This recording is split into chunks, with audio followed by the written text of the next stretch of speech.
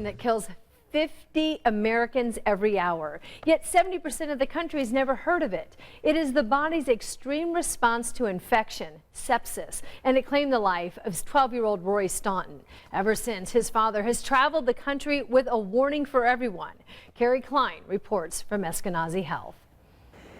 Kieran Staunton and his wife and their 2 young children were enjoying life in New York State when a condition very suddenly and tragically took their son's life. And the worst part is it could have been prevented had he been properly diagnosed and treated.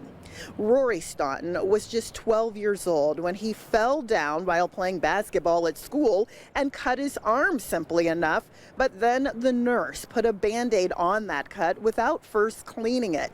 Later that evening, Rory got sick and started vomiting. Then they took him to the pediatrician. She evaluated him and sent him home, saying it was probably just a cold. Well, that night, Rory got sicker, spiking a high fever. His parents took him to the hospital ER, where they took blood tests and sent him back home, dismissing it as a virus. The next morning, Rory's skin was turning black. He was in extreme pain and his fever was higher than ever. They went back to the hospital and a day later, he was dead from sepsis. Sepsis, if got in time with medication, with antibiotics, it stopped. It's what happens is the blood detects something and it closes everything down. So all the organs close down. But if it's given a shot of antibiotic or something like that, it'll stop it. Interestingly, Indiana is one of only a few states that has a protocol in place at hospitals to check for sepsis right away. And while nationally sepsis deaths are going up, in Indiana, they're going down. It is very rapidly moving. Someone can be fine, and then in a very short period of time, they can quickly progress to sepsis, severe sepsis, and then septic shock.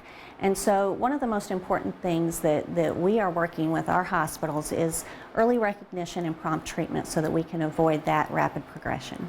According to the CDC, if there is a suspected infection, then the following symptoms could be indicators of sepsis: shivering, a fever, extreme pain, pale or discolored skin. A person may feel sleepy or confused or have a feeling like they might die, or shortness of breath. Now, prevention includes vaccination from the flu and pneumonia to prevent yourself from getting sick and the compromising of your immune system. Good hygiene and hand washing will certainly prevent the spread of germs and bacteria. And finally, if and when you get a cut, always clean it right away and keep it clean and covered until it starts to heal over. Now, Kieran Staunton will be in town today speaking at a patient safety summit sponsored by the Indiana Hospital Association to help them continue to make strides in controlling and reducing the number of sepsis deaths.